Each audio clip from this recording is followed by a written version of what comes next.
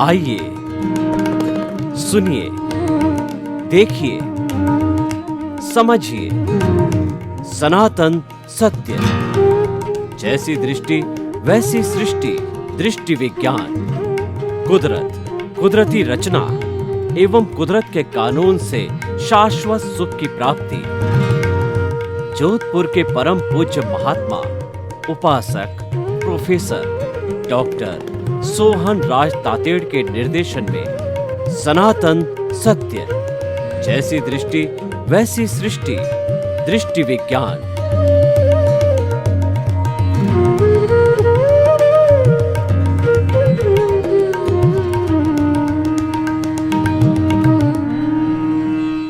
हम आपकी आत्मा की शुद्धि करना चाहते हैं।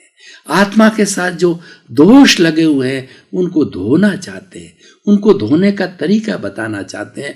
कोई मंत्र नहीं देते, कोई तंत्र नहीं देते, कोई जादू की बात नहीं, कोई टोना की बात नहीं।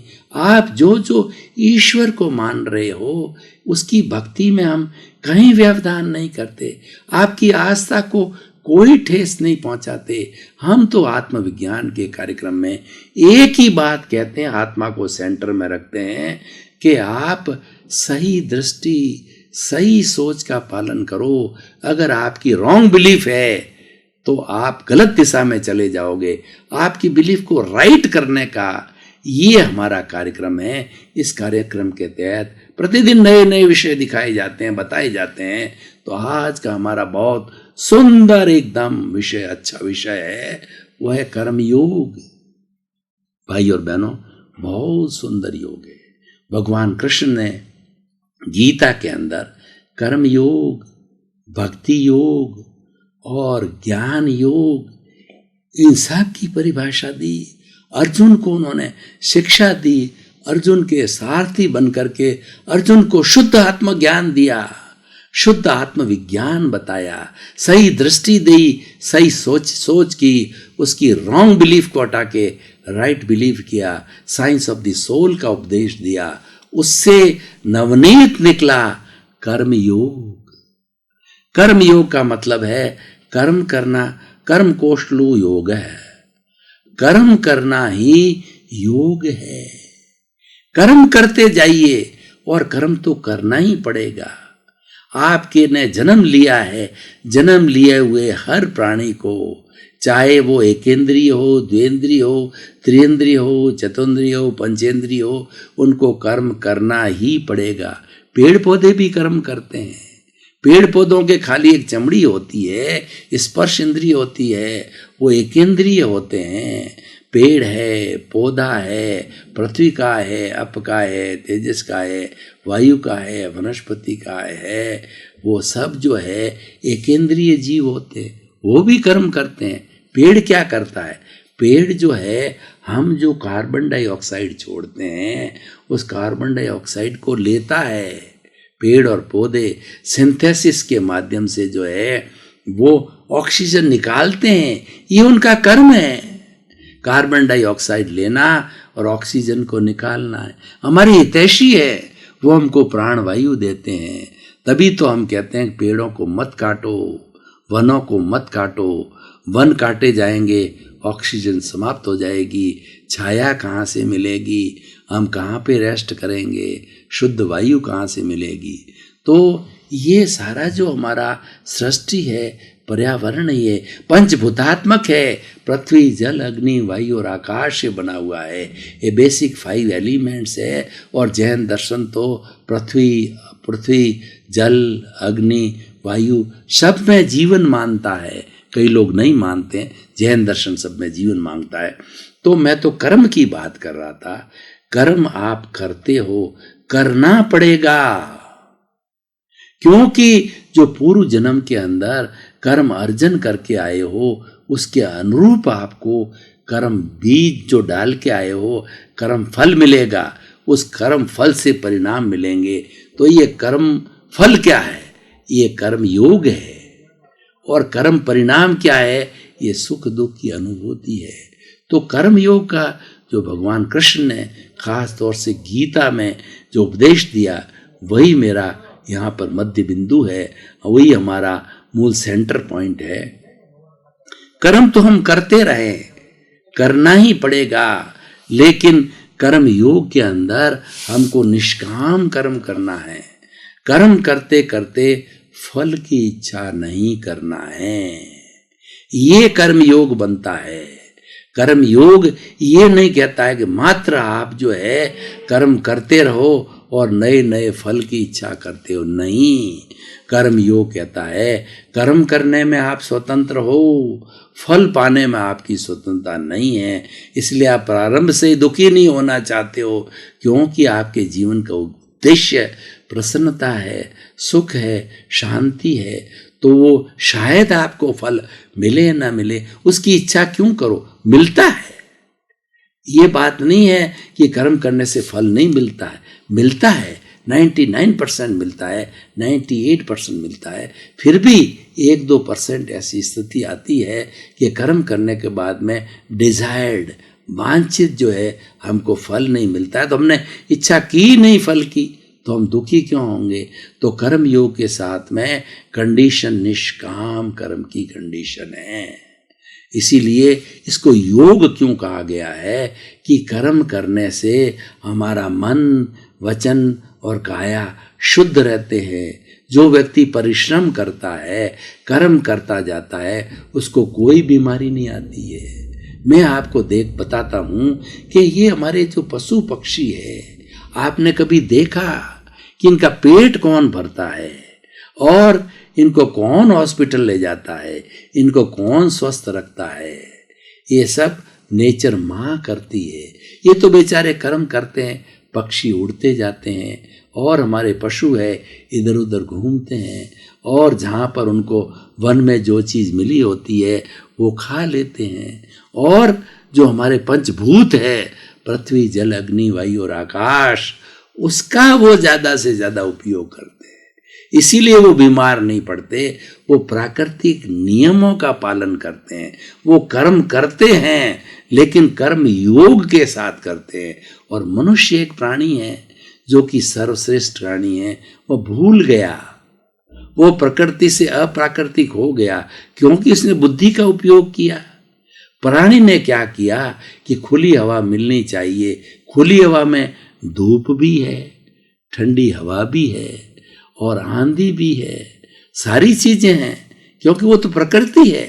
वो तो प्रकृति के अपने आप ऋतुएं बदलती रहती है। वो प्रकृति, वो कुदरत का कानून है, वो अपने हिसाब से चलती है। कुदरत अपने हिसाब से चलती है, लेकिन व्यक्ति ने उस कुदरत को जीतने का काम किया। उसने क्या किया कि उसने एसी बना दिया, सारा कमरा बंद कर दिया, एसी चालू किया। बाहर चाहे 50 डिग्री टेम्परेचर हो, भीतर उसको 25-20 में आराम से सोया रहता है। देखिए, एसी में रहने वाले व्यक्ति, जो मैं बात करता हूँ, कर्म की बात करता हूँ, एसी में रहने वाला कर्म तो करता है, लेकिन प्रकृति में रहने वाला व्यक्ति, प्राकृतिक व्यक्ति कर्म योग से जीता है। वो सिर्फ कर्म करता है, वो एसी की ठंडी हवा खाता है, सोता रहता है, ठीक है ना, क्योंकि वो अप्राकृतिक प्राणी है। प्रकृति की गोद में रहने वाला प्राकृतिक प्राणी है। वो कर्म योग को अच्छी तरह से करता है।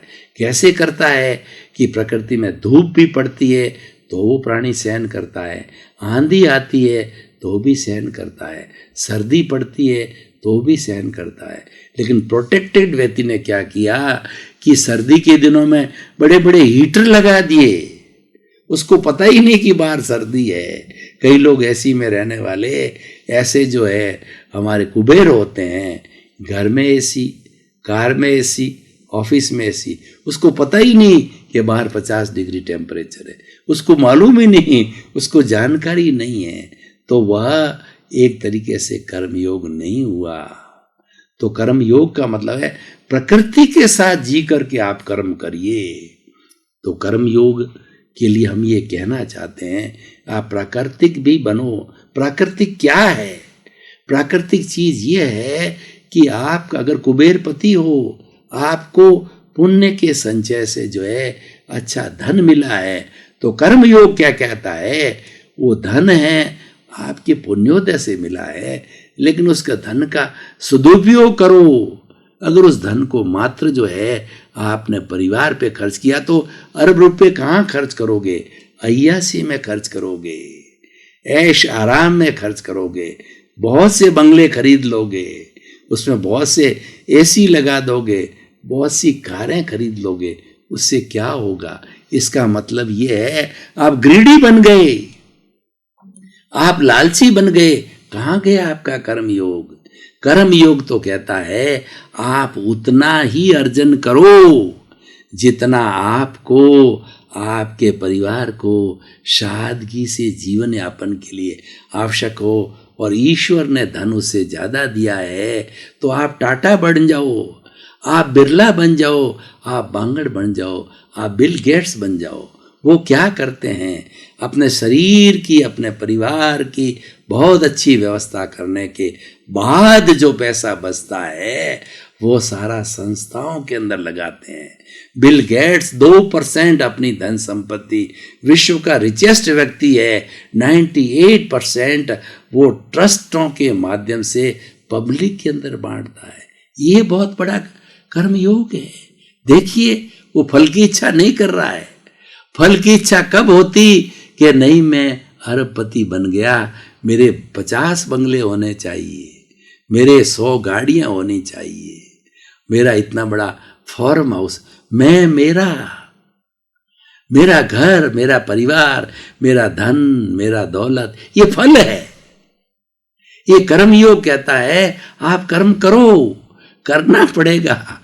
आप पीछे से अर्जन करते हैं, इससे बच नहीं सकते। लेकिन कर्म योग कहता है फल की इच्छा मत करो। इतने बड़े बड़े दानी होते हैं, करोड़ों अरबों रुपए बांटते हैं, कभी फल की इच्छा नहीं करते, कभी अपना नाम नहीं चाहते, क्योंकि उनके मन में नहीं है।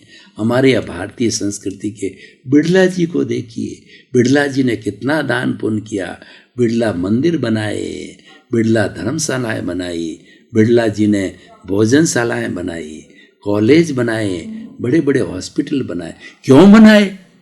अपने उपचार के लिए बनाए। इतना बड़ा हॉस्पिटल नहीं, मानव मात्र के उपचार के लिए बनाए। अरे मानव के नहीं, उन्होंने गौशालाएं खोली।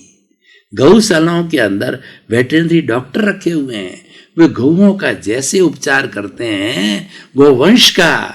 हमारे यहाँ पर जो ब्रह्म कुमार जो गौशाला मंडोर में बहुत बड़ी, जाके देखिए, वहाँ पर अपाहिजों की जिस तरीके से हमारी पेट पट्टी होती है, मर्म होता है, हमारा चीरा फाड़ा होता है, हमारा जो है वो कहना चाहिए कि हमारा ऑपरेशन होता है, उनके भी होता है।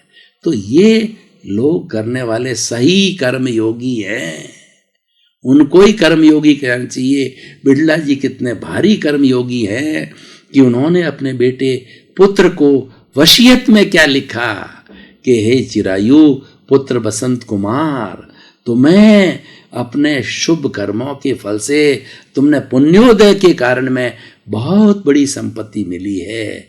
ये संपत्ति कर्मजन्य मिली है, शुभ योग से मिली है, पुण्य के अर्जन से मिली। लेकिन ये संपत्ति को जनता की संपत्ति मानना, अपनी संपत्ति मत मानना। जितनी आवश्यकता हो तुम्हारे परिवार की उतना ही उपयोग करना, शेष लोक कल्याण में लगाना।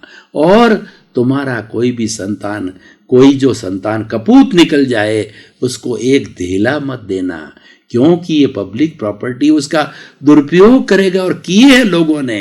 अगर कुबुद्धि संतान को धन दौलत दी जाती, वो उड़ा देगा। सुबुद्धि वाला सपूत है, उसको 100 गुना बढ़ा करके लोक कल्याण में लगा। उन्होंने कहा तुम योग करना, तुम इंद्रियों को जो प्रतिसलीनता करना, वश में रखना, और अहंकार मत करना, खूब जनता की भलाई करना।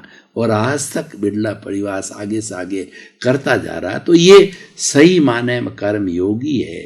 तो इस एपिसोड के माध्यम से, आत्मविज्ञान के माध्यम से मैं ये निष्कर्ष की भाषा में बताना चाहता हूँ कि हमको गीता के माध्यम से कर्म योग मिला है, एक अच्छी जीवन पद्धति मिली है, एक साइंस ऑफ द लिविंग मिला है, एक वे ऑफ द लिविंग मिला है, एक लाइफ स्टाइल मिली है। तो हम क्यों नहीं धारण करें?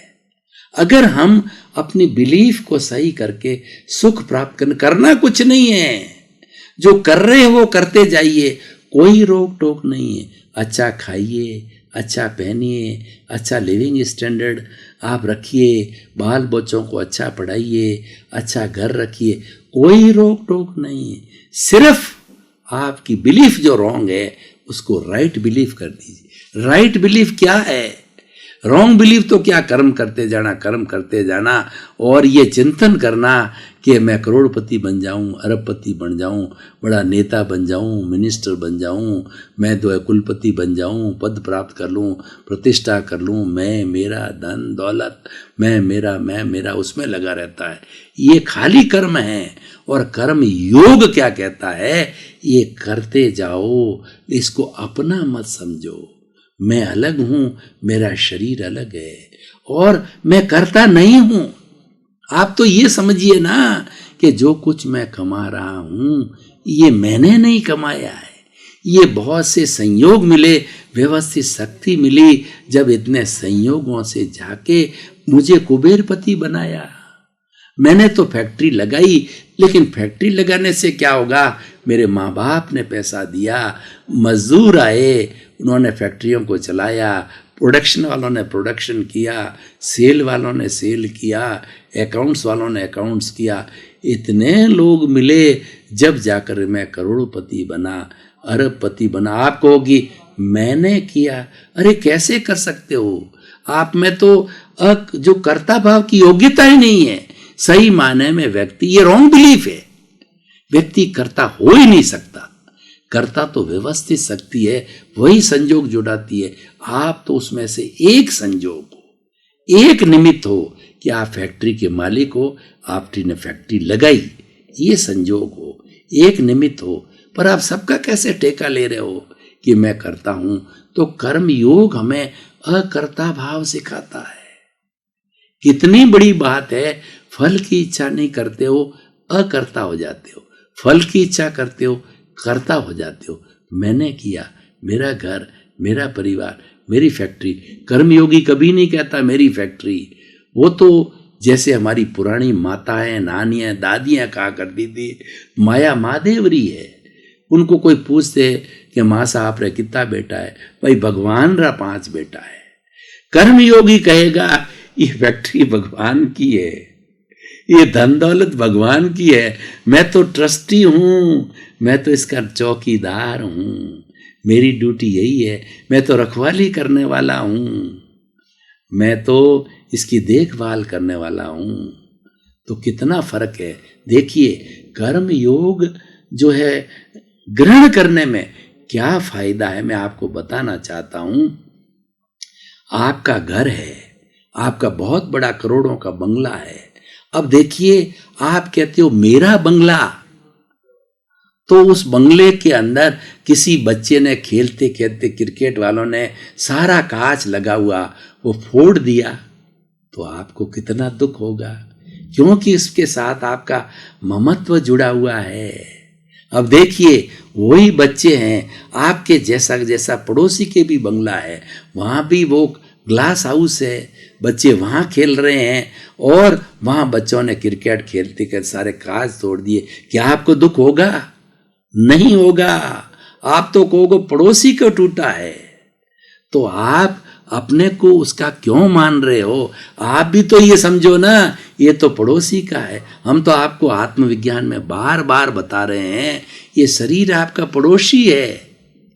आप तो शुद्ध आत्मा का ये धाम है, वो अलग है। पड़ोसी हमारे इस जो है तेजस केंद्र पे रहता है। सोहन राज मन वचन काया रूपी का निवास ये है, ये उसका मकान है, नाभि केंद्र।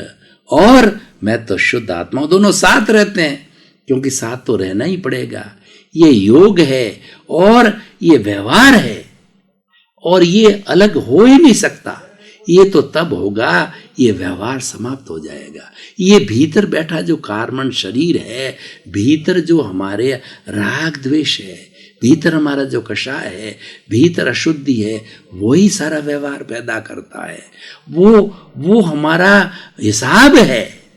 और हम जब जन्म लेते हैं, हमारे परिवार के अंदर जितने भी सदस्य होते हैं, माँ है, बाप है, बेटा है, पत्नी है, बाप बेटे की बहू है, जो भी है घर में बेटियां हैं, वो सब बड़ी बड़ी पार्टियां हैं जो कि जीवन भर साथ रहते हैं। कोई लेने आया है, कोई देने आया है, कोई सेवा करेगा, कोई बिना सेवा किए आपको लूटेगा और आप उसको पैरों पर खड़ा करोगे तो ही वो कहेगा माँ बाप ने कुछ नहीं किया, मेरा माँ बाप ने तो मेरा मेरा मेरा परिवार का खराब कर दिया, हम सबको ऐसा कर दिया, वैसा कर दिया। अरे उन्होंने तो अच्छा ही किया, पर वो सोचता है, उसकी बिलीफ है, और ये कर्म, ये व्यवहार है। उसको दोषित किसी को नहीं मानना है। जो आपको अच्छा कहे उसको भी दोष नहीं देना है, जो आपको बुरा कहे उसको भी दोष नहीं देना है। ये कर्म योग सिखाता है। कर्म योग के केंद्र के अंदर फल की इच्छा नहीं है। देखिए, कर्म हरेक करता है, कर्म करना पड़ेगा और वही कर्म करने वाला है, पर कर्मयोगी और कर्म करने वाले में फर्क है, क्योंकि कर्मयोग के केंद्र में फल की इच्छा नहीं है और केवल कर्म करने वाले के अंदर फल की इच्छा है। ये बेसिक डिफरेंस है। जहाँ इच्छा हो गई वहाँ राग द्वेष हो गया, जहाँ इच्छा नहीं होगी वहाँ कोई राग द्वेष नहीं है। दुख का कारण राग द्वेष है, दुख का कारण फल की इच्छा है। तो हम कुल मिलाकर के निष्कर्ष की भाषा में बात कहें कि ये 7 अरब की जनसंख्या अगर कर्म योग को जीवन का सूत्र बनावे तो क्या जीवन के अंदर जितनी विषमताएं हैं आज हमारी सृष्टि में, आज हमारे इस पूरे पर्यावरण के अंदर जितनी वैचारिक दूषिता है, जितने नेगेटिव थॉट है, क्या वो रहेंगे? कभी नहीं रहेंगे। क्यों नहीं रहेंगे? सभी अपने अपने जो है कर्म में विश्वास करेंगे, किसी को दुख में विश्वास नहीं करेंगे, ग्रीडी नहीं बनेंगे। और उसके ये सबसे बड़ी जो तकलीफ पैदा करती है, ये ग्रीड पैदा करती है कि मैंने पिया, मेरे बैल ने पिया, कुआं ढहे तो ढहे। स्वार्थी व्यक्ति होती है, जीवात्मा होता है केवल, वो दुख पैदा करता है क्योंकि उसके मूल के अंदर लालच है, उसके मूल के अंदर केवल अपना घर भरने की बात है। और जहाँ ये बात होती है वहाँ भ्रष्टाचार होते हैं। हम कई बार देखते हैं कि जब एंटी करप्शन की रेड पड़ती है, एक व्यक्ति जिसको सामान्य नौकरी वाला है वो तो उस नौकरी से केवल भरण पोषण कर सकता आराम से, करोड़ों अरबों की संपत्ति उसकी जो खंगालते हैं ना, जब एंटी करप्शन वाले, जब रेड वाले, तो पता पड़ता है कि इतना पैसा आया कहाँ से। इतना पैसा जो है अनैतिकता करने से आया। वो अनैतिकता आपका दुख का कारण है। अनैतिकता आपने इसीलिए की, आपने मैं मेरा में विश्वास किया, आपने कर्म योग में विश्वास नहीं किया। अगर आप कर्म योग में विश्वास करते, जीवन दोनों का होता है। भ्रष्टाचार करने वाले का भी जीवन चलता है, ईमानदार का भी चलता है। ऐसा नहीं है कि ईमानदार आदमी भूखे मरता है या उसके बाल बच्चे पढ़ते नहीं या पाँव पे खड़े नहीं होते या उनकी शादियाँ नहीं होती, ऐसा नहीं होता है। खाली ये रॉन्ग बिलीफ है। ये रॉन्ग बिलीफ जो है आपको ग्रीड की ओर ले जाती है, रॉन्ग बिलीफ आपको करप्शन की ओर ले जाती है, रॉन्ग बिलीफ जो है आपको दुख की ओर ले जाती है, रॉन्ग बिलीफ आपको कर्म बंधन में ले जाती है।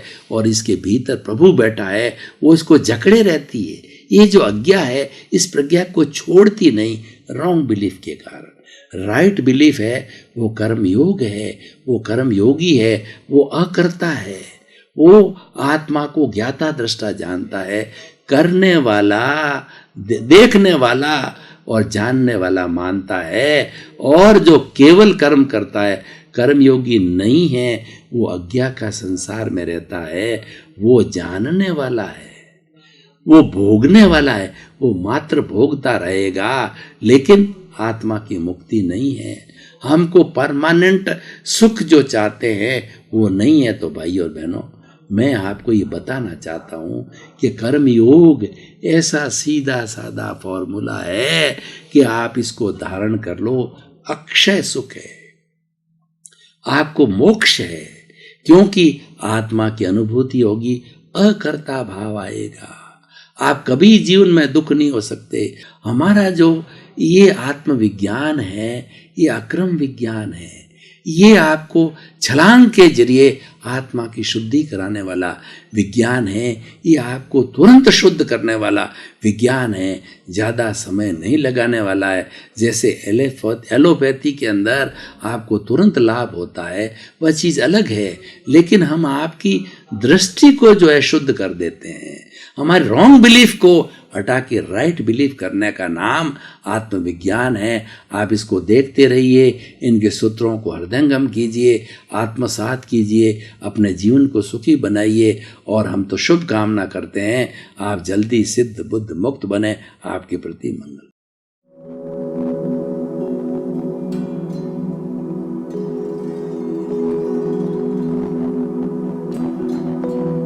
एक ऐसा अंतर्राष्ट्रीय ख्याति प्राप्त मानव जो गुरु प्रेरणा से पिछले 20 वर्षों से वानप्रस्थ जीवन जीते हुए 24 घंटे मानवता की सेवा में संलग्न है। एक ऐसा मानव जो अभी राष्ट्रीय, अंतर्राष्ट्रीय टीवी चैनलों पर 7,500 एपिसोड के माध्यम से सनातन सत्य, आत्मविज्ञान एवं पुनरुत्थान व्यवहार एवं निश्चय जगत के जीवनोपयोगी विषयों पर हृदय स्पर्शी प्रवचन कर चुका है। उस मानव का नाम है महात्मा उपासक प्रोफेसर डॉक्टर सोहन राज तातेड़। प्रोफेसर तातेड़ द्वारा योग, दर्शन, शिक्षा विषयों पर रचित पीएचडी स्तर के 250 शोध ग्रंथ भारत के 100 प्रतिष्ठित विश्वविद्यालयों में शोधार्थी पढ़ रहे हैं तथा वे सभी शोध ग्रंथ वहां की सेंट्रल लाइब्रेरियों में उपलब्ध हैं। महात्मा सोहन राज ने अभी तक हजारों स्कूलों, कॉलेजों, विश्वविद्यालयों एवं संस्थाओं में सेमिनार, वर्कशॉप, कैंप लगाकर लाखों विद्यार्थियों को योग, दर्शन, शिक्षा का प्रशिक्षण देकर उन्हें सुसंस्कारित किया। डॉक्टर तातेड़ ने भारतीय संस्कृति उत्थान के 4000 से अधिक समसामयिक विषयों पर आर्टिकल लिखकर ऑनलाइन जर्नल, पत्रिकाओं, वेबसाइट्स पर प्रकाशित किया, जिसका उपयोग लाखों पाठक कर रहे हैं। उपासक तातेड़ के 5000 से अधिक आज का सुविचार, आज का शुभ संदेश, आज का मंगल भावना योग आदि चिंतन websites, Twitter, blogger, Facebook, YouTube माध्यमों से लाखों लोग अपना जीवन निर्माण कर रहे हैं। मानवता के मसीहा ऐसे महामानव महात्मा सोहन राज तातेड़ के प्रोफाइल को अभी तक विश्व के 20 लाख दर्शक यूट्यूब पर, 12 लाख गूगल पर एवं लाखों दर्शक फेसबुक, ब्लॉगर, ट्विटर और इंस्टाग्राम पर देख चुके हैं।